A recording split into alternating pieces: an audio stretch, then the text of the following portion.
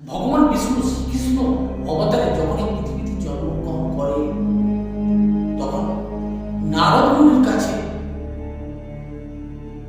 ব্রহ্মা এই অবতারের কথা শুনে তখন ব্রহ্মার ইচ্ছা চায় তিনি স্বয়ং গিয়ে ভগবান বিষ্ণু শ্রীকৃষ্ণ অবতারকে দর্শন করবেন।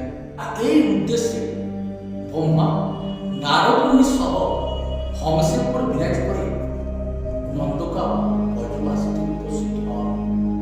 তিনি যখন সেখানে উপস্থিত হন তিনি দেখে আকাশুর নামক ভয়ঙ্কর রাক্ষস তার মুখ খুলে বসে আছে আর ভগবান শ্রীকৃষ্ণের মিত্রগণ তার মুখে ভিতরে প্রবেশ করেছে।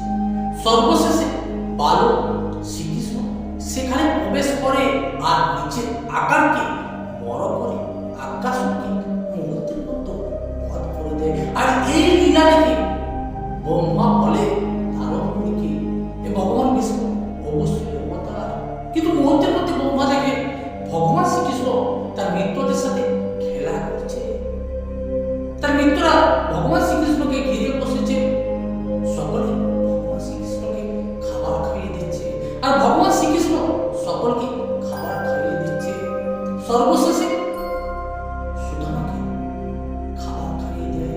সুদামা অর্ধেক খাবার খায় আর এই অর্ধেক খাবার ভগবান শ্রীকৃষ্ণ খেয়ে নেয়। আর এই দেখে ব্রহ্মা বলে যে এই অনন্ত ব্রহ্মাণ্ডের অধিপতি সে কখনো আর এত খাবার খাবে না। তাই ব্রহ্মা বলে নারদ মুনিকে আমাকে পরীক্ষা করতে হবে। আর এর জন্য ব্রহ্মা কি করে ভগবান শ্রীকৃষ্ণ সহ তার মিত্রদের যে গাভীগুলি ছিল সেগুলি নিজের জগতে নিয়ে চলে আসে। তার মিত্ররা যখন গাভী দেখতে পায় তারা ভগবান শ্রীকৃষ্ণকে বলে, ভগবান শ্রীকৃষ্ণ তখন বলে তোমরা এখানে অপেক্ষা করো, আমি গাভীদের খুঁজে নিয়ে আসছি। ভগবান শ্রীকৃষ্ণ চলে যায়।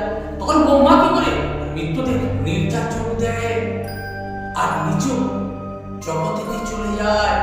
যখন থেকে তার মিত্ররা নেই তখন ভগবান শ্রীকৃষ্ণ তার অন্তর শক্তি থেকে দেখে যে ব্রহ্মা এসে এই কাজ করেছে।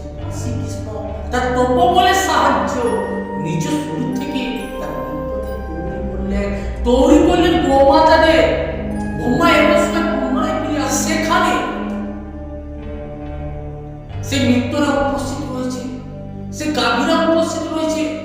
আর তখন ব্রহ্মা বুঝতে পারে যে ইনি স্বয়ং বিষ্ণু অবতার ভগবান শ্রীকৃষ্ণ। কিন্তু ব্রহ্মার দ্বারা জগৎ থেকে যখন পৃথিবীতে আসে এই সময়টা অল্প, কিন্তু এই অল্প সময়ের মধ্যে কেটে যায় 1 বছর। আর এই 1 বছর এই বালকরা আর এই গাভীরা যে ভগবান শ্রীকৃষ্ণ নিজের অন্তর থেকে তৈরি করেছিল তারা কিন্তু এর মধ্যে বিরাজ করেছে।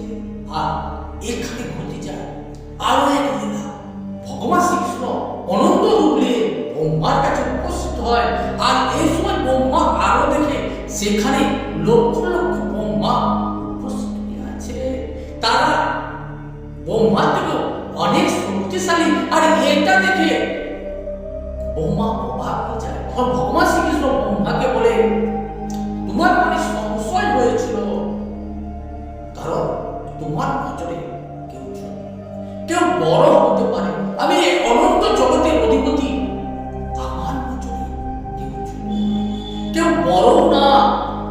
আর এই অনন্ত জগতে তুমি যেমন এক ব্রহ্মাণ্ডের অধিপতি সেরকম এই যে ব্রহ্মাণ্ডের